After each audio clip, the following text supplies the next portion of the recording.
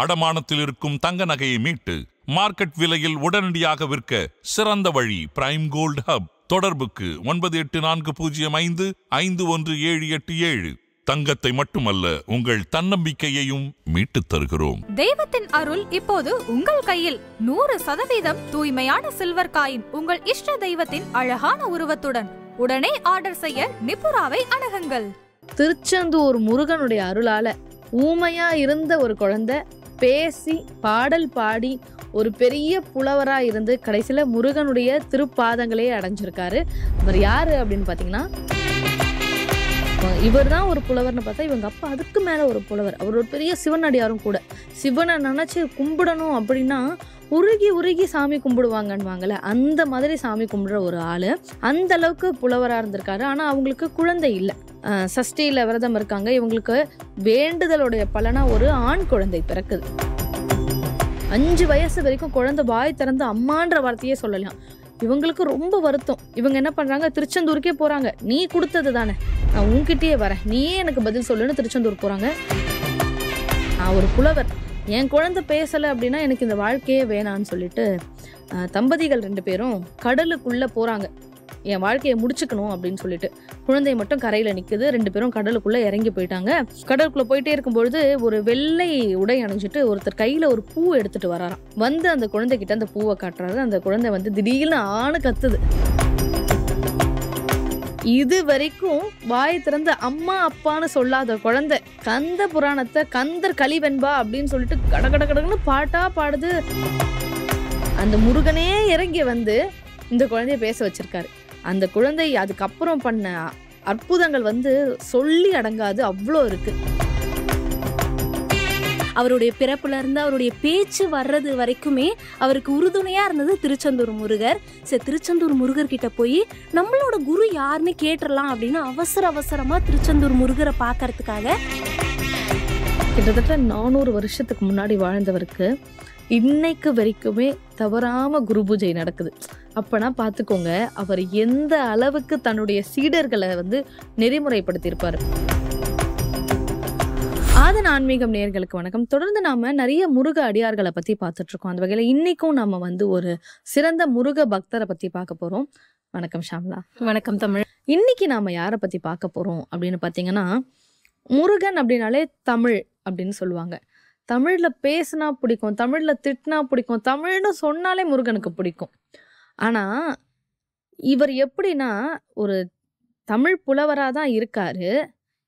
தமிழ்நாட்டுல மட்டும் அவர் புலவரா இல்லை, வடநாட்டிலையும் போய் தமிழை வளர்த்தாராம். எதுக்காக? முருகன் எப்பவும் என் கூடவே இருக்கணும்ன்றதுக்காக. அந்த அளவுக்கு ஒரு முருக பக்தர் அப்படின்னு சொல்லலாம். ஊமையா இருந்த ஒருத்தரை முருகன் பேச வைக்கிறாரு அப்படின்னா இதெல்லாம் கதையில தான் நடக்கும், நிஜத்துல நடக்குமா அப்படின்னு கேட்பாங்கல்ல. இங்க நிஜத்துல நடந்திருக்கு. திருச்செந்தூர் முருகனுடைய அருளால ஊமையா இருந்த ஒரு குழந்தை பேசி பாடல் பாடி ஒரு பெரிய புலவரா இருந்து கடைசியில முருகனுடைய திருப்பாதங்களே அடைஞ்சிருக்காரு. அவர் யாரு அப்படின்னு பாத்தீங்கன்னா குமரகுருபரர். இந்த குமரகுருபரர் இருக்காரு இல்லையா, அவங்க அப்பா வந்து ஒரு பெரிய புலவர். இவர் தான் ஒரு புலவர்னு பார்த்தா இவங்க அப்பா அதுக்கு மேல ஒரு புலவர். அவர் ஒரு பெரிய சிவனடியாரும் கூட.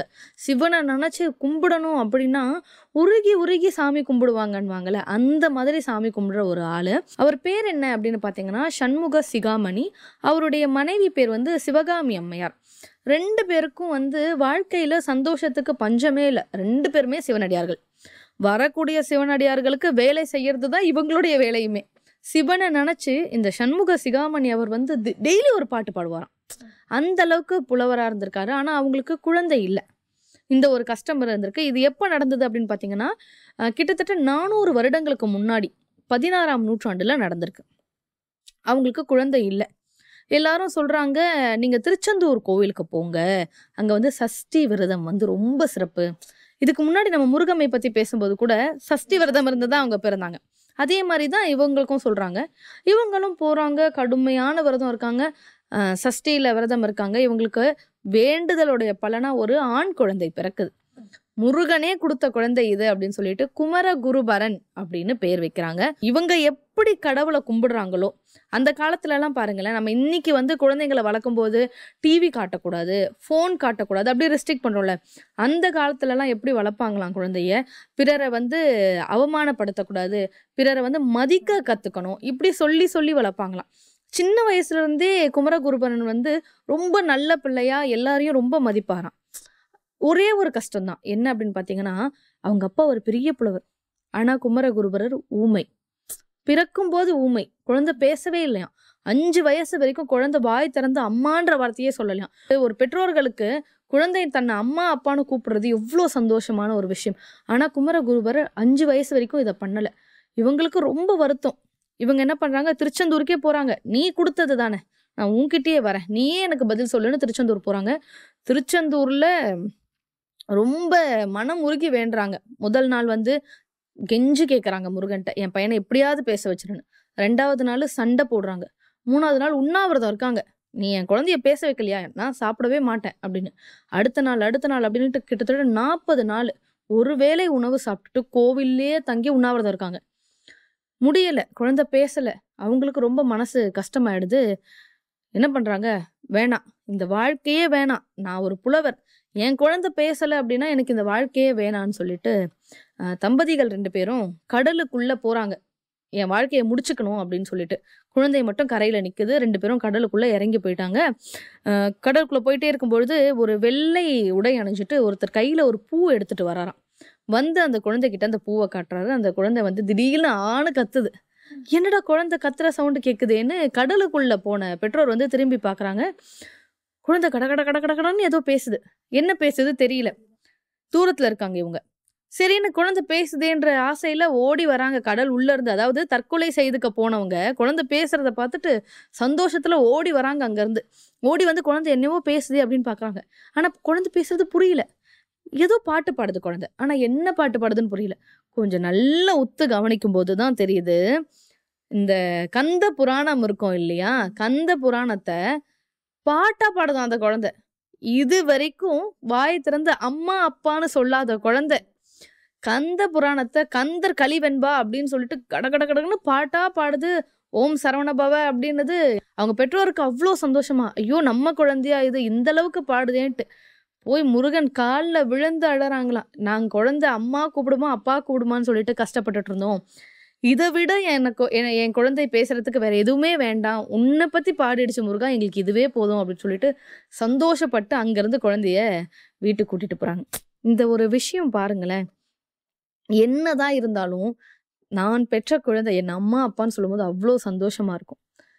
முருகன் இந்த இடத்துல ரொம்ப சோதிச்சிருக்காரு, நீங்க அதையும் பார்த்தே ஆகணும். அந்த கையில பூ வச்சுட்டு ஒருத்தர் வந்தார் இல்லையா, திருச்செந்தூர் கோவில்ல மூலவர் நீங்க பாத்தீங்கன்னா தெரியும், கையில பூ வச்சிருப்பாரு. ஜெயந்திநாதர் அவர் கையில சிவனுக்காக பூஜை செய்யறதுக்கு கையில பூ வச்சிருப்பாராம். அந்த முருகனே இறங்கி வந்து அவ்வளோ கஷ்டத்தை கொடுத்து அந்த முருகனே இறங்கி வந்து இந்த குழந்தைய பேச வச்சிருக்காரு. அந்த குழந்தை அதுக்கப்புறம் பண்ண அற்புதங்கள் வந்து சொல்லி அடங்காது, அவ்வளோ இருக்கு. திருச்செந்தூர் கோவிலை இப்போ நம்ம கொண்டாடுறோம். ஆனால் ஒரு காலகட்டத்தில் நீங்கள் சொன்ன மாதிரி 16ஆம் நூற்றாண்டிலேயே வந்து அந்த கோவிலை அவ்வளோ கொண்டாடி இருக்காங்க.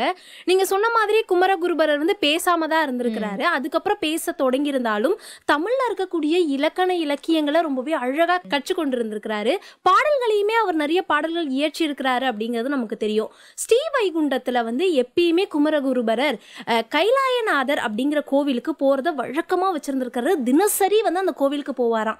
அப்போ ஒரு நாள் அவருக்கு வந்து தோணி இருக்கு, நம்ம ஏன் கைலாயநாதரை போற்றி ஒரு பாடலை வந்து இயற்றக்கூடாது அப்படின்ட்டு. சின்ன குழந்தையாவே இருக்கும்போது அப்போ வந்து தோணின பிறகு கைலாய கலம்பகம் அப்படிங்கிற ஒரு நூலையே வந்து இயற்றிருக்கிறாரு. அவருடைய அந்த சின்ன வயசுல அவருக்குள்ள எவ்வளோ திறமைகள் இருந்திருக்கு பாருங்களேன்.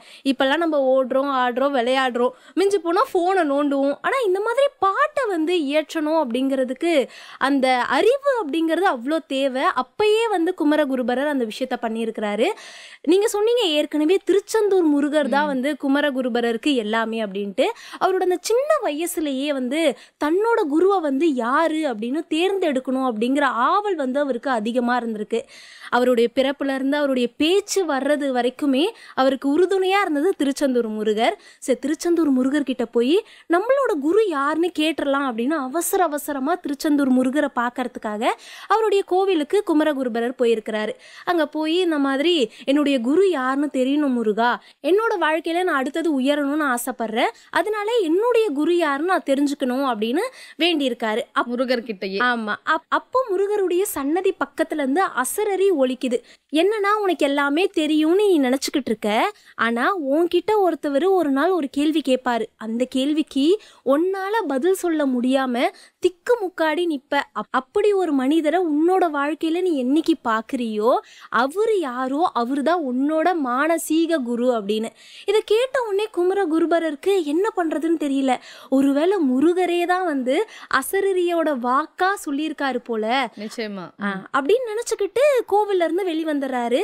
அதுக்கப்புறம் அந்த சின்ன வயதுலயே அவங்களோட பெற்றோரோட உதவியோட அவருடைய குருவை தேடின அந்த பயணத்தை வந்து தொடங்கியிருக்காரு. நீங்க சொன்ன மாதிரி தான் அவர் வந்து சின்ன வயசுலயே தன்னுடைய குருவை தேடணும் அப்படின்ற ஆர்வம் அவருக்கு வந்துருச்சு இல்லையா. அப்ப வந்து தன்னோட பெற்றோரோட ஆசையோட வீட்டை விட்டு வெளியே துறவு வாழ்க்கைக்கு வர்றாரு. சின்ன வயசுலயே துறவு வாழ்க்கைக்கு வந்துடுறாரு இவர். அப்படி துறவு வாழ்க்கைக்கு வரும் பொழுது நிறைய இடங்கள்ல சுற்றுவாங்க. அப்ப துறவு வாழ்க்கைனா என்ன? குடும்பத்தை விட்டு வெளியே வரணும், பிச்சை எடுக்கணும், அந்த பிச்சையில கடவுளுக்கு ஏதாவது செய்யணும், தான் வாழறதுக்கு ஏதாவது செய்யணும், ப்ளஸ் நிறைய நல்ல விஷயங்கள் செய்யணும். இதுதான் இந்த துறவு வாழ்க்கையில வந்து நிறைய கோவில்களுக்கு போறாரு.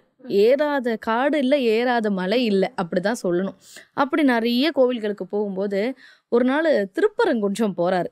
அப்படி திருப்பரங்குன்றம் கோயில் போய் முருகனை வழிபாடு செஞ்சுட்டு வரும்பொழுது திடீர்னு இவருக்கு ஏதோ தோணுது, அம்மனை பற்றி பாட்டு எழுதணும் அப்படின்னு சொல்லிட்டு மீனாட்சி அம்மன் பற்றி கடகடகடன்னு பாட்டு எழுதுறாரு. அடுத்த நாள் காலையில் மீனாட்சி அம்மன் கோவிலுக்கும் போயிடுறாரு. திருப்பரங்குன்றமும் மதுரை மீனாட்சி அம்மன் கோயிலும் பக்கம் பக்கம் தான், எல்லாருக்குமே தெரிஞ்ச விஷயம். மதுரை மீனாட்சி அப்படின்னாலே எல்லாருக்கும் அம்மா. மதுரையில் இருக்கிறவங்க எல்லாருமே ஒரு அம்மாவா தான் பார்ப்பாங்க. மீனாட்சி அம்மனான்னு கேட்க மாட்டாங்க, மீனாட்சி அம்மாவா அப்படின்னு தான் கேட்பாங்க. அப்படி அம்மாவா தெரிகிற, அதாவது அம்மான்றது வயதுல கொஞ்சம் வளர்ந்தவங்க தான், பெரியவங்க தான் அம்மா நமக்கு இல்லையா.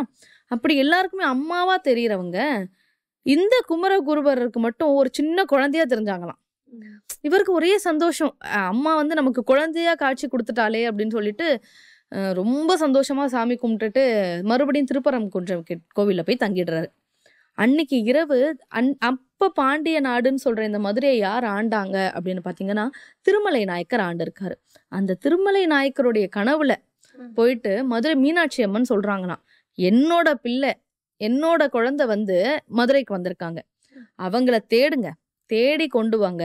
அவர் வந்து ஒரு பாட்டு எழுதியிருக்காரு என்னை பத்தி, அவ்வளோ அருமையா இருக்கும், அதை என்னோட கோவில்ல அரங்கேற்றம் செய்யுங்க அப்படின்னு அம்மன் வந்து சொல்லிடுறாங்க. அடுத்த நாள் காலையில திருமலை நாயக்கருக்கு அம்மன் சொன்னதை நிறைவேற்றி ஆகணும்னு ஒரு எண்ணம் வந்துருச்சு. தன்னுடைய காவலாளிகளை எல்லாம் கூப்பிட்டு அவரை எங்க இருந்தாவது கூட்டிட்டு வாங்க, அம்மன் சொன்ன அடையாளங்கள் எல்லாத்தையும் சொல்லிடுறாங்க, சொல்லி நீங்க கூட்டிட்டு வாங்க அப்படின்றாங்க. இவங்களும் போறாங்க. கடைசியில திருப்பரங்குன்றத்துல அவரை கண்டுபிடிச்சிடுறாங்க.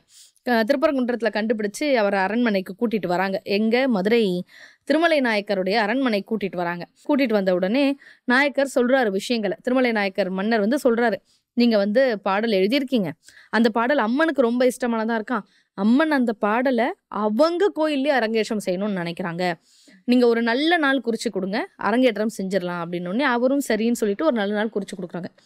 குறிச்சு கொடுத்த நாள்ல ஆயிரங்கால் மண்டபம் இன்னைக்கும் இருக்கு மதுரை மீனாட்சி அம்மன் கோவில்ல. ஆயிரங்கால் மண்டபத்துல அந்த பாடல் வந்து அரங்கேற்றம் ஆகுது. பாடல் பேர் என்ன அப்படின்னு பாத்தீங்கன்னா மீனாட்சி பிள்ளை தமிழ்.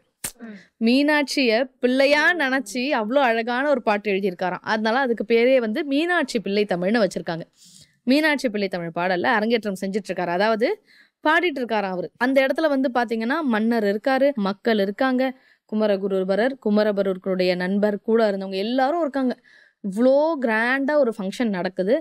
இந்த நேரத்துல அந்த கோவிலோட அர்ச்சகர் ஒருத்தர் இருப்பார் இல்லையா, அவரோட குழந்தை குடுகுடுன்னு ஓடி வந்து குமரகுருபரருடைய எதிர்க்க வந்து திருமலை நாயக்கர் உட்கார்ந்துருக்காராம். அவருடைய மடியில வந்து அந்த குழந்தை உட்காருது. குமரகுருபரர் வந்து அவ்வளோ தமிழ்ல அழகா பாடுறது எல்லாத்தையும் பாக்குது அந்த குழந்தை. பார்த்துட்டே இருந்துதான், என்ன ஆச்சுன்னு தெரியல. திடீர்னு பாடல் முடியும் பொழுது திடீர்னு என்ன பண்ணது குழந்தை, மன்னர் கழுத்துல இருந்த ஒரு முத்து மாலையை கழட்டி கொண்டு போய் குமரகுருபரர் கழுத்துல போட்டுட்டு குழந்தை பேசாம நடந்து போயிருச்சான். எங்கடா இந்த குழந்தை போகுது அப்படின்னு பார்க்கும்பொழுது மீனாட்சி அம்மன் சன்னதி இருக்கு இல்லையா, அங்க போயிட்டு குழந்தை மறைஞ்சிருச்சு. எல்லாருக்கும் பெரிய ஆச்சரியம், ஐயோ குழந்தை என்னடா இது, வந்து குழந்தை மறைஞ்சு போச்சு அப்படின்ட்டு. அப்புறம் தான் எல்லாருக்கும் தெரியுது, அந்த குருக்களுடைய குழந்தை எங்க இருக்குன்னா கூட்டத்துல இருக்கு. வந்தது அம்மன் தான், குருக்கள் குழந்தை இல்ல. குருக்கள் குழந்தையுடைய வேடத்துல அம்மன் வந்து அவங்களுக்காக இயற்றிய பிள்ளை தமிழ அவங்களே உட்காந்து கேட்டு போயிருக்காங்க. எவ்வளோ நுட்பங்கள் இருக்கு பாருங்களேன். இன்னைக்கு நாம கடவுளை பார்க்க முடியுமா அப்படின்னு கேட்டா ஒரு சந்தேகம் இருக்கு. ஏன்னா இது கலியுகம். என்னதான் நம்ம நல்லது செஞ்சாலும் ஏதோ ஒரு கர்மா நம்மளை தொடர்ந்துட்டே தான் இருக்கும். ஆனா நீங்க நினைச்சு பாருங்க, இதே கலியுகத்துல 400 வருஷத்துக்கு முன்னாடி அம்மனை கண்ணெதிர்க்க பார்த்த சாட்சி குமரகுருபரர் இருக்காரு. இன்னைக்கு நாம அவரை பத்தியும் பேசிட்டு இருக்கோம். அங்கிருந்து புறப்பட்டு வந்த குமரகுருபரர் திருவாரூர் தியாகராஜ பெருமாள் கோவிலுக்கு போய் அங்க பெருமாளை போற்றி வந்து நான்மணி மாலை அப்படிங்கிற பாடலையுமே இயற்றிருந்தாரு. எப்பயுமே வந்து ஒரே கோவில்ல நம்ம குமரகுருபரர் இருக்க மாட்டார் இல்லையா. அதுக்கப்புறம் அங்கிருந்து கிளம்பி, அதாவது திருவாரூர்ல இருந்து கிளம்பி தர்மபுரம் வந்து தர்மை ஆதீனம் மாசிலாமணி தேசிகர் அப்படிங்கிறவர் தான் அப்போ அந்த மடத்துடைய நிர்வாகி. இவரை பார்த்த குமரகுருபரர் வந்து இவர் செய்யற தொண்டுகள் எல்லாத்தையும் பார்த்து ரொம்ப பிடிச்சு போயிடுது குமரகுருபரருக்கு. சரி, நம்ம இவருடைய சீடனா ஆயிடணும் அப்படின்னு முடிவோட தான் வந்து குமரகுருபரர் மாசிலாமணி தேசிகரை பார்த்து, நீங்க வந்து என்னைய வந்து சீடனா ஏத்துக்க முடியுமா அப்படிங்கிற கேள்வியை கேட்கிறாரு. இவரை பார்த்த உடனே அவர் வந்து சரி நான் ஏத்துக்கிறேன், ஆனா நான் ஒரு கேள்வி கேட்பேன், அதுக்கு வந்து நீ சரியா பதில் சொன்னா நீ என்னோட சீடன், அப்படி இல்லைன்னா கிடையாது அப்படிங்கிற மாதிரி சொல்றாரு. குமரகுருபரர் அப்ப என்ன நினைக்கிறாருன்னா, நமக்கு தெரியாத விஷயங்கள்னு ஏதாவது இருக்கா, அவர் அப்படி என்ன கேள்வி கேட்டுற போறாரு, நம்ம எப்படி சொல்லாம இருக்க போறோம் அப்படின்ட்டு, நீங்க எது வேணா கேளுங்க, நான் பதில் சொல்ல ரெடி அப்படின்னு குமரகுருபரர் சொல்றாரு. அப்போ மாசிலாமணி தேசிகர் கேட்கிறாரு, பெரிய புராணத்துல இருந்து ஒரே ஒரு கேள்வி கேட்கிறாரு. இந்த கேள்விக்கு குமரகுருபரருக்கு பதில் தெரியல. என்னடா நமக்கு தமிழ்ல தெரியாத விஷயங்கள்னு ஏதாவது இருக்கா, ஆனா மாசிலாமணி தேசிகர் கேட்கிறாரு, இதுக்கு நமக்கு பதில் தெரியலையே அப்படின்னு அந்த நேரம் கொஞ்சம் குழப்பத்தோட நிக்கிறாரு. அவருக்கு ஏன் பதில் தெரியல அப்படின்ற ஒரு விஷயத்தையும் சொல்லிடணும் இல்லையா. ஏன்னா குமரகுருபரருக்கு தெரியாத விஷயம்னே ஒண்ணு கிடையாது. அவர் பெரிய புராணத்துல இருந்து ஒரு கேள்வி கேட்டார் இல்லையா மாசிலாமணி தேசிகர், அத நேரில் பார்த்தவங்களால மட்டும்தான் பதில் சொல்ல முடியும். சேர்க்கிழார் அப்படிதான் எழுதி இருக்காரு. நேர்ல நம்ம யாருமே நம்ம பார்த்தது இல்லை. இந்த உலகத்துல சேர்க்கிறாரை தவிர வேற யாராலையுமே அதுக்கான பதில சொல்ல முடியாது. ஏன்னா அவர் நேரில் பார்த்த விஷயத்தை எழுதியிருக்காரு. சோ அதனால அந்த இடத்துல தான் பார்க்காததை எப்படி சொல்ல முடியும் இல்லையா. அதனாலதான் இந்த இடத்துல வந்து இவர் தடுமாறுறாரு. நான் பார்க்காத பதில நான் எப்படி சொல்ல முடியும் அப்படின்னு சொல்லிட்டு. இந்த விஷயங்கள் போய்கிட்டு இருக்கும்போது குமரகுருபரருக்கு ஒரு விஷயம் ஞாபகம் வருது. என்னன்னா, திருச்செந்தூர் கோவிலுக்கு போயிட்டு என்னோட குருவை காட்டுங்கன்னு முருகர்கிட்ட மன்றாடி இருப்பாரு. அந்த விஷயங்கள் ஞாபகம் வருது. அப்போ ஒரு அசரீரி சொல்லுச்சு இல்லையா, ஓ அந்த விஷயம்தான் நம்மளோட வாழ்க்கையில இப்ப நடக்குது போல அப்படின்ட்டு வந்து யோசிச்சுக்கிட்டே இருப்பாரு. இந்த நேரத்துல மாசிலாமணி தேசிகர் சொல்லுவாரு, ஏற்கனவே வந்து குமரகுருபரரை பத்தி எல்லா விஷயங்களுமே அவருக்கு தெரிஞ்சிருக்கும், இருந்தாலும் அவரை கொஞ்சம் வச்சு விளையாடணும் இல்லையா, அதுக்காக தான் இந்த கேள்வியுமே கேட்டிருப்பாரு.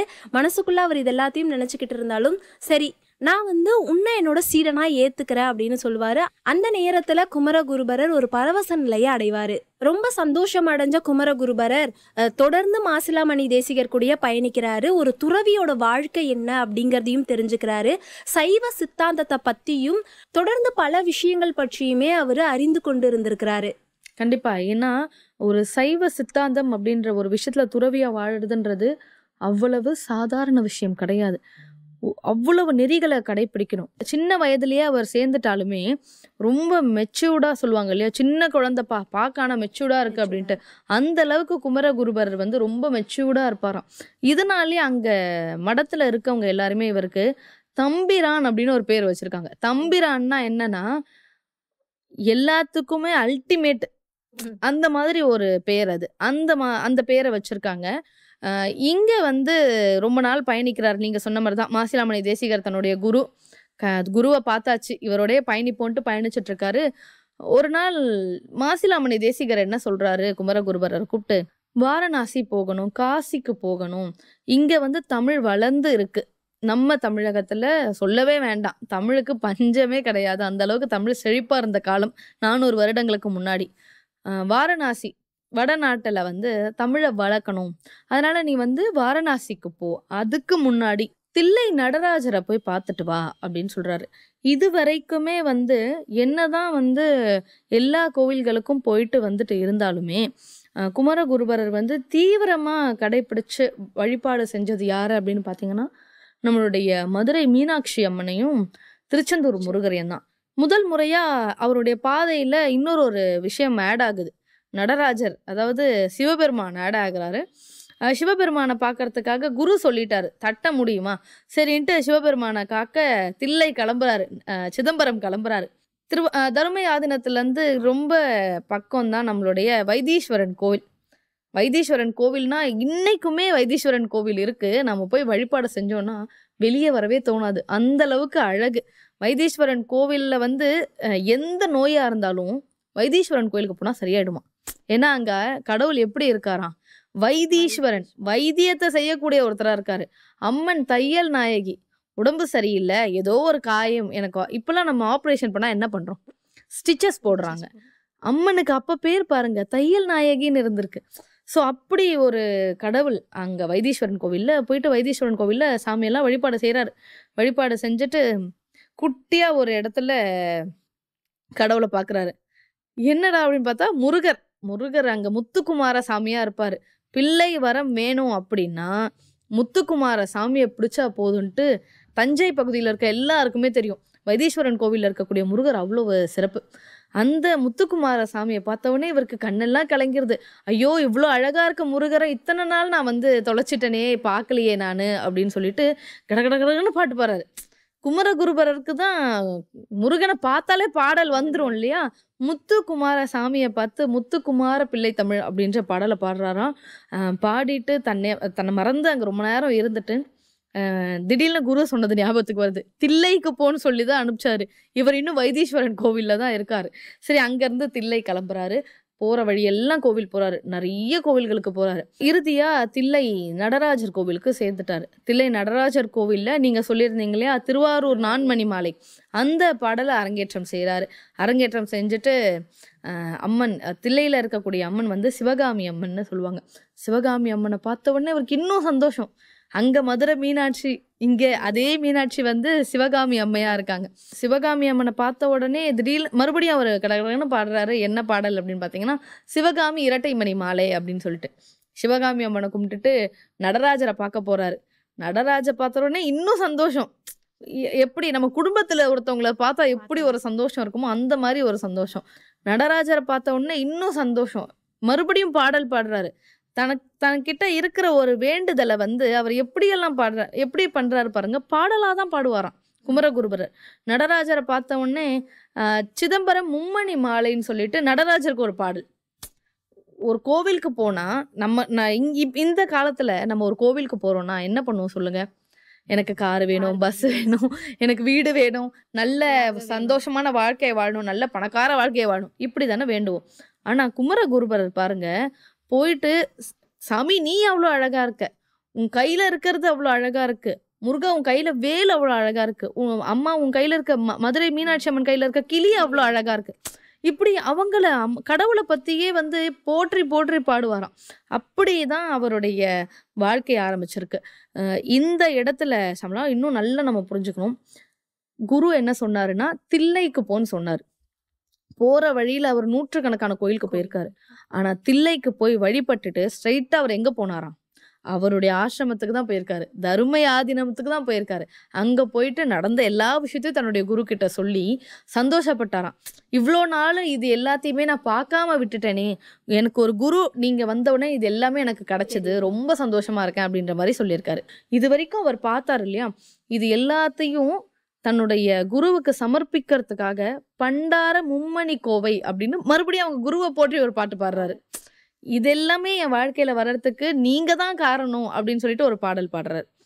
இதெல்லாம் பாடி முடிச்சுட்டு அவர் அந்த சந்தோஷத்தோடயே அவர் கொஞ்ச நாள் வந்து அந்த மடத்திலேயே தங்குறாரு. குமரகுருபரருடைய குரு வந்து சொல்லியிருந்தாரு தில்லைக்கு போகணும், அதே மாதிரி காசிக்கு போகணும்னு. குமரகுருபரர் நல்லபடியா தில்லைக்கு போயிட்டு வந்துட்டாரு. அடுத்தது என்ன? காசி தான். காசினாலே கைலாசநாதர் கோவில் அப்படின்னு சொல்லுவாங்க. எல்லாருக்குமே அந்த கோவிலுக்கு போகணும் அப்படிங்கிற ஆசையுமே இருந்துகிட்டு இருந்தது. அந்த காலகட்டம் வந்து முகலாய பேரரசுடைய ஆட்சி. அதனால அந்த கோவில்கள் எல்லாமே வந்து அடைபட்டு இருந்தது. இந்த பூஜை புனஸ்காரங்கள் எதுவுமே கிடையாது.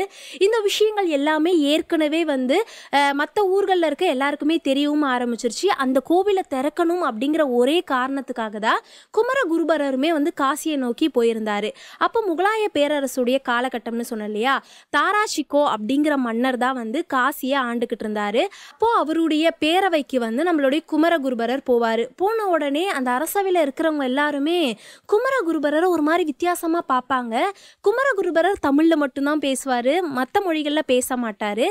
அங்க இருக்கிறவங்க எல்லாம் அந்த அமைச்சர்கள்லாம் இருப்பாங்கல்ல, அவங்க எல்லாம் இவரை பார்க்குறாங்க. அப்போ தாராஷிகோ கேட்குறாரு, யார் இவர், எதுக்கு இவர் இங்கே வந்திருக்காரு அப்படின்ற மாதிரி கேட்பாங்க. அதுக்கு அமைச்சர்கள்லாம் வந்து தமிழ் மொழி அவங்களுக்குலாம் தெரியும் இல்லையா, அவங்க கேட்கும்போது இந்த மாதிரி இவர் ஒரு துறவி அப்படின்ற மாதிரி பேசுவாங்க. ஆனால் தாராஷிகோ வந்து குமரகுருபரரை ரொம்ப ஒரு மாதிரி இழிவாக நடத்துவார். உட்காரத்துக்கு ஒரு நாற்காலி தரமாட்டார், பார்க்குற பார்வை, அவர் கேட்குறதுக்கு பதிலுமே சொல்ல மாட்டார். அப்போது வந்து தாராஷிகோ அவங்களுடைய அமைச்சர்கள் கிட்ட வந்து சொல்லுவார், என்ன வேணுமா அப்படின்னு கேட்க சொல்லி அவங்களுடைய மொழியில் கேட்பாங்க. அப்போ வந்து அந்த அமைச்சர்கள் கிட்ட குமரகுருபரர் சொல்லுவார், எனக்கு கைலாயநாதர் கோவிலை வந்து திறக்கணும், அங்கே வந்து நாங்கள் பூஜை புனஸ்காரம் பண்ணணும் அப்படின்ட்டு. உடனே அதுக்கு வந்து தாராஷிகோ மன்னர் வந்து சிரிச்சுக்கிட்டே சொல்லுவார், நீ வந்து இந்த கோவிலை திறக்கணும்னு கேட்குற, நீ வந்து ஒரு துறவி, தமிழ் துறவி, நீ வந்து என்னோட மொழியில் இந்த கோவிலை வந்து திறக்கணும்னு கேளு, வேணா நான் உனக்கு பிச்சையாக தரேன், ஆனால் நீ உன் தமிழ் மொழியில் கேட்டால் நான் தரமாட்டேன் அப்படின்னு சொல்லிடுவார். இந்த நேரத்தில் குமரகுருபரர் கோவமாக ஏதாவது பேசியிருக்கலாம், இல்லை ஏதாவது பண்ணியிருக்கலாம். எதுவுமே பண்ணாமல் அமைதியாக வந்து போயிடுவார். மறுநாள் காலையில் எப்பயும் போல் அரசவை கூடுது. அப்போ வந்து தாராஷிகோ கேட்குறாரு, நேற்று ஒரு துறவி வந்தானே, அவன் எங்கே அப்படிங்கிற மாதிரி அந்த அரசவையே வந்து சிரித்து பேசிக்கிட்டு இருக்கு குமரகுருபரரை பார்த்து. கொஞ்ச நேரத்தில் குமரகுருபரர் ஒரு 3 சிங்கத்தோட உள்ளே வராரு. 2 பெண் சிங்கம், ஒரு ஆண் சிங்கம். ஆண் சிங்கத்து மேலே தான் உட்காந்துருக்கிறாரு. இதை பார்த்த உடனே அரசவையில் இருக்கிறவங்க எல்லாருக்கும் ஒரு பயம் வந்துடுது. ஆனால் எல்லாருமே வந்து சிங்கத்தை வந்து பார்த்துருப்பாங்க இவ்வளோ கிட்டக்கே, அதுவும் அரசவையில் பார்த்துருக்க மாட்டாங்க இல்லையா, எல்லாரும் பதற ஆரம்பிச்சிடுறாங்க. கொஞ்ச நேரத்தில் தாராஷிகோ கிட்ட வந்து குமரகுருபரர் போயிடுறாரு. தாராஷிகோ பயத்தில், ஏன் இப்படி வந்திருக்க, எதுக்கு சிங்கத்தெல்லாம் கூட்டிகிட்டு வந்திருக்க அப்படின்னு கேட்கவே குமரகுருபரர் சொல்கிறாரு, நேற்றுக்கு நான் வந்தேன், எனக்கு அமர்றதுக்கு நீங்கள் இருக்க தரல, அதனால தான் இன்னைக்கு சிங்கத்து மேலே அமர்ந்துக்கிட்டு வந்திருக்கேன். நான் உட்காந்துருக்கிறது ஆண் சிங்கம், எனக்கு 2 துணையாக பெண் சிங்கங்களை கூட்டிகிட்டு வந்திருக்கேன் அப்படின்னு. உடனே வந்து தாராஷிகோக்கு என்ன பதில் சொல்கிறதுன்னு தெரியல. அதுக்கு நடுவில் குமரகுருபரர் ஒரு வார்த்தையை சொல்லியிருப்பார், நீங்கள் அமர்ந்திருக்கிறது சிங்கம்தான், ஆனால் அதுவும் சிலை, நீங்களும் சிலை, ஆனால் நான் அமர்ந்திருக்கிறது அப்படின்னு சொன்ன உடனே அவருடைய வலதுபுறம் இருக்கக்கூடிய ஒரு சிங்கம் வந்து கர்ஜிக்கும். அதை பார்த்த உடனே தாராஷிகோக்கு என்ன பண்ணுறதுன்னு தெரியாமல் பயத்தில், நீ கேட்டது கைலாசநாதர் கோவில் தானே, அந்த கோவிலை வந்து நான் தந்துடுறேன், நாளைக்கு காலையில் நீ வா, அந்த இடத்துல அதாவது காசியில் வந்து கழுகு வட்டமிடட்டும், அந்த வட்டமிடுற இடம் அனைத்தையுமே ஓம் பேரில் நான் தந்துடுறேன் அப்படின்னு சொல்லி அனுப்பிச்சிருவாங்க. நம்ம எல்லாருக்குமே தெரியும்னு நினைக்கிறேன், காசியில் வந்து கழுகு பறக்காது அப்படிங்க. காசியில நிறைய மர்மங்கள் இருக்கு. காகம் கத்தாது, பிணம் வந்து நாற்றம் அடிக்காது, அந்த கழுகுமே வந்து பறக்கிறதுக்கு வாய்ப்பே கிடையாது. ஆனால் அந்த அரசவையில் இருக்கவங்க எல்லாரும் இதை பற்றி யோசிக்கிறாங்க. குமரகுருபரர் கொஞ்சம் கூட யோசிக்கல. சரி, கழுகு வட்டமிடுற பகுதியை வந்து நீ எனக்கு கொடுத்துருவல்ல அப்படிங்கிற அதே தைரியம், அது கொஞ்சம் திமிருன்னு சொல்லுவாங்க இல்லையா, அந்த தைரியத்தோடு சேர்ந்த திமிரோட புன்னகையோட திரும்பிடுறாரு. மறுநாள் காலை வருது. தாராஷிகோ ரொம்ப திமிரா வந்து, கழுகு வட்டமிடுற இடம் தான் வந்து உனக்கு தரேன்னு சொன்னேன், இப்போ வரைக்கும் கழுகு வட்டமிடலை அப்படின்னு சொல்கிறாரு. கொஞ்ச நேரத்தில் ஒரு கழுகு வருது. எங்கேருந்து வருது, எப்படி வருதுன்னு எதுவுமே தெரியல, ஒரு பெரிய வட்டமிடுது. அதை பார்த்த உடனே அந்த அமைச்சரவையில் இருந்த எல்லா அமைச்சர்களாக இருக்கட்டும், தாரா ஷிகோக்கா இருக்கட்டும், இவர் வந்து ஏதோ ஒரு பெரிய மனிதர், நம்ம தான் வந்து இவர்கிட்ட இத்தனை நாள் விளையாடி இருக்கோம், தயவு செஞ்சு இந்த கைலாசநாதர் கோவிலை அவர்கிட்ட ஒப்படைச்சிடணும் அப்படிங்கிற பயமாக இருக்கட்டும் பக்தியாக இருக்கட்டும் ரெண்டுமே அவருக்கு அங்கே வந்துடுது. தாரா ஷிகோ கைலாசநாதர் கோவிலை வந்து குமரகுருபரருக்கு தந்துருவாரு. அப்போ எல்லாருமே வந்து மண்டியிட்டு, நாங்கள் உங்களை தெரியாமல் அவமானப்படுத்திட்டோம், எங்களை மன்னிச்சிடுங்க அப்படின்னு மண்டியிட்டு மன்னிப்பு கேட்பாங்களாம். இப்போ வரைக்கும் அந்த மாதிரி ஏதாவது ஒரு சம்பவம் நடந்துருமா அப்படின்னு தெரியல, அது எந்த அளவுக்கு பாசிபிள்னு தெரியல. ஆனால் அப்போ அப்படி ஒரு விஷயம் நடந்திருக்கு. காசி அப்படிங்கிறது மர்மங்கள் நிறைந்த இடம் அப்படிங்கிறது தெரியும், ஆனால் இவ்வளோ மர்மங்கள் நிறைந்திருக்கு. அதை கேட்கும் போதே அவ்வளோ சந்தோஷமாகவும் இருக்குல்ல. நீங்க சொன்ன மாதிரி தான் ஷாமலா, காசியில அற்புதங்களுக்கு பஞ்சமே கிடையாது. அவ்வளோ அற்புதங்கள் இன்னைக்கு வரைக்குமே நடந்துக்கிட்டே தான் இருக்கு. ஒரு நாளைக்கு வந்து எத்தனை பேர் அங்கே போய் முக்தி அடையிறாங்கன்றது வந்து கணக்கே எடுக்க முடியல. அவ்வளோ அற்புதங்கள்ன்றதை தாண்டி மர்மங்கள் நிறைஞ்சிருக்கு காசியில். அந்த காசியில் வந்து கொஞ்ச நாட்கள் இவர் தங்குறாரு, மடம் அமைக்கிறாரு, தன்னுடைய தமிழ் தொண்டை வளர்க்கணும்னு ஆசைப்படுறாரு. பாருங்களேன், காசியில் வந்து அந்த காலங்களில் வந்து ஹிந்துஸ்தானி மொழி அப்படின்னு சொல்லுவாங்க. ஹிந்துஸ்தானி மொழினா சமஸ்கிருதம். இந்த சமஸ்கிருத மொழி அதிகமாக இருந்திருக்கு. இதை தாண்டி அங்கே முகலாயர்கள் ஆட்சி செய்யறதால அரபு மொழி இருந்திருக்கும். இந்த 2 மொழிகள் வந்து கோலோன்றி நின்ற காலம் அது இல்லையா. அந்த காலத்தில் கூட இங்கிருந்து கிளம்பி காசி வாரணாசி போயிட்டு தமிழை பரப்பினாரு குமரகுருபரர். மடம் அமைச்சு, எப்படி குமாரசாமி மடம்னு பேர் வச்சு அங்கேயும் முருகனை விட்டு கொடுக்கல. என்னதான் காசிக்கு போனாலும் குமரகுருபரர் அங்கேயும் முருகனை விட்டு கொடுக்கல. குமாரசாமி மடம்னு ஒரு மடம் அமைச்சு வழிபாடு செய்கிறாரு, முருகனை வழிபாடு செய்கிறாரு. அப்படி வழிபாடு செய்யும்போது தான் ஒரு கோவிலை பார்க்குறாரு. ரொம்ப ஒரு அழிஞ்ச நிலையில் கேதாரேஸ்வரர் கோவில் இருக்கு. இப்போ நம்ம பேசுறது இந்த சம்பவம், அதாவது குமரகுருபரருடைய 400 வருடங்களுக்கு அப்புறம். அப்ப குமரகுருபரர் பார்க்கும் பொழுதே அது பழமையான கோவிலாம். அப்பனா எந்த யுகத்துல தோன்றி இருக்கும், எந்த காலத்துல தோன்றி இருக்கும்னு கணக்கே எடுக்க முடியல இல்லையா. அவ்வளவு பழமையான கோவிலை பார்த்து, ஐயோ இவ்வளோ பழமையான கோவில், எவ்வளோ மக்களுக்கு பயன்படுற கோவில் இப்படி புதற்குள்ள காட்டுக்குள்ள மறைஞ்சிருக்கே அப்படின்னு சொல்லிட்டு கோவிலை வந்து திருப்பணி செய்கிறாரு, புனரமைக்கிறார். கோவில் எல்லா விஷயத்தையும் சரி செஞ்சு மக்களை வழிபாடு செய்ய சொல்றாரு. அந்த கோவிலுக்கு போங்க, வழிபாடு பண்ணுங்க, நல்லது நடக்கும் அப்படின்னு சொல்லிட்டு நிறைய மக்களை வழிபாட வைக்கிறாரு. காசியில தமிழ் அப்படின்ற ஒரு விஷயம் வந்து ஒரு மொழி வந்து வெளியே வந்தது, வெளியே இருக்கு, இன்னைக்கும் காசியில தமிழ் பேசுறாங்க மக்கள் சிலர் அப்படின்னா அதுக்கு குமரகுருபருடைய இந்த மடம் வந்து ரொம்ப பெரிய பங்கா இருந்திருக்கு. இங்கிருந்து யாத்திரை போவாங்க இல்லையா, காசி யாத்திரை போவாங்க. சிலர் வந்து அங்கேயே தன்னுடைய முடிவையும் செய்து கொள்வாங்க. ஏன்னா சிவபெருமானுடைய காலடியிலே இருக்கணும்னு சிலருக்கு ஆசை இருக்கும் இல்லையா. அப்படி இங்கிருந்து போறவங்க தமிழ்ல பேசுறவங்களுக்கு இந்த சொல்லுவாங்க இல்லையா, 24 மணி நேரமும் கதவு திறந்தே இருக்கும்னு சொல்லிட்டு வரவங்க எல்லாரையும் அன்போட வர வச்சு அவங்களுக்கு என்னென்ன தேவையோ எல்லாமே செஞ்சு கொடுத்து அங்க முக்தி அடையிறவங்களுக்கு கடைசி காலத்துல என்னென்ன செய்யணுமோ, ஒரு குடும்பத்துல இருக்கவங்களுக்கு என்னென்ன செய்யணுமோ அந்த மாதிரி எல்லா நல்ல விஷயங்களும் இறுதி சடங்குகளும் செஞ்சு அவங்களுடைய ஆன்மாவை வந்து கடவுள்கிட்ட சேர்க்கறதுல இன்னைக்குமே இந்த குமரகுருபருடைய மடத்தை இந்த அடிச்சுக்க ஆள் இல்லைன்னு சொல்லுவாங்க இல்லையா, அந்த மாதிரி ரொம்ப சிறந்த முறையில செஞ்சிட்டு இருக்காங்க. அந்த அளவுக்கு அங்க வந்து இன்னுமே இவர் மேல வந்து ஒரு நல்ல மரியாதை இருக்கு. அவரை வந்து கடவுளா கும்பிடுறவங்களும் அங்க இருக்காங்க. இவருக்கு ஒரு நாள் திடீர்னு ஒரு ஆசை, நம்ம போய் நம்ம குருவை பார்க்கணுமே. அவருக்கு என்னவோ தோணி இருக்கு, நான் குருவு கூட போயிட்டு கடைசி வரைக்கும் வாழ்ந்துடணும் அப்படின்னு சொல்லிட்டு அங்கிருந்து கிளம்பி வராரு. தன்னுடைய அம்மா அப்பாவை பார்க்க வரல, குருவை பார்க்க வராரு. குரு கிட்ட கேட்குறாரு, இங்க தர்மயாதினத்துல குரு கிட்ட மாசிலாமணி தேசிகர் கிட்ட கேட்குறாரு, ஐயா என்னோட கடைசி காலம் வரைக்கும் உங்களோடய வாழ்ந்துடுறேனே அப்படின்னு சொல்லிட்டு. குரு அக்செப்ட் பண்ணிக்கல, வேண்டாம், நீங்க வாரணாசியில தான் இருக்கணும், காசியில தான் இருக்கணும், அங்க வரக்கூடிய மக்களுக்கு தொண்டு செய்யணும். நீ உன்னோட பிறப்புக்கான நோக்கமே அதுதான், தொண்டு செய்ய தான் நீ பிறந்த. முருகப்பெருமான் உன்னை இந்த உலகத்துக்கு கொடுத்தது தொண்டுக்காக தான், போய் தொண்டு செய் அப்படின்னு சொல்றாரு. குரு சொன்ன உடனே, இப்ப நான் வந்து வீட்டுக்கு வரேன், கொஞ்ச நாள் வெளியே இருந்துட்டு நான் வீட்டுக்கு வரேன்னு வைங்களேன், வீட்லயே இருந்துடுறேன் அப்படின்னு சொன்னா எங்க அம்மா என்ன சொல்லுவாங்க, அதெல்லாம் ஒண்ணு வேண்டாம், கிளம்பி வேலைக்கு போ, ஊருக்கு போ அப்படின்னுவாங்க. அப்படி சொன்னாங்கன்னா ஏதோ ஒரு மன கஷ்டத்தோட தானே அங்கிருந்து வருவேன். ஆனா குமரகுருபரர் வந்து எப்படி வந்தாருன்னா, குரு சொல்லிட்டாரு, மன கஷ்டம்னா இல்லை, சந்தோஷமா போய் அதை செய்யணும். தொண்டு செய்ய சொல்லி குரு சொல்லிட்டாரு, நான் காசிக்கு போறேன், திருப்பி சந்தோஷமா போறேன்ட்டு காசிக்கு போறாரு. ஏற்கனவே அவர் நிறைய தொண்டு செய்யறவர் தான், தொண்டு செஞ்சுட்டும் தான் இருக்காரு. குரு சொன்ன உடனே இன்னும் ரெட்டிப்பு மடங்கா அதிகமா தொண்டு செய்யறாரு. நிறைய நல்ல விஷயங்கள் எல்லாம் செய்கிறாரு. சரியா 1668ஆம் ஆண்டு வைகாசி மாதம் வந்து அமாவாசை கழித்து ஒரு 3வது நாள் நான் ஜீவ சமாதி நிலை அடைய போகிறேன் அப்படின்னு சொல்லிடுறாரு. இவருக்கு சமாதியும் தயார் செய்கிறாங்க. தன்னுடைய மூச்சை வந்து உள்ளே இழுத்து ஜீவசமாதி நிலை அடைஞ்சிட்டாரு. இவருடைய ஜீவசமாதியும் எங்கே இருக்குது அப்படின்னு பார்த்தீங்கன்னா காசியில் இப்போ இருக்கக்கூடிய குமாரசாமி மடத்திலே நடக்குது. கிட்டத்தட்ட 400 வருஷத்துக்கு முன்னாடி வாழ்ந்தவருக்கு இன்னைக்கு வரைக்குமே தவறாம குரு பூஜை நடக்குது. அப்பனா பார்த்துக்கோங்க, அவர் எந்த அளவுக்கு தன்னுடைய சீடர்களை வந்து நெறிமுறைப்படுத்தியிருப்பாரு. அந்த சீடர்கள் அடுத்த தலைமுறை நெறிமுறைப்படுத்தியிருப்பாங்க.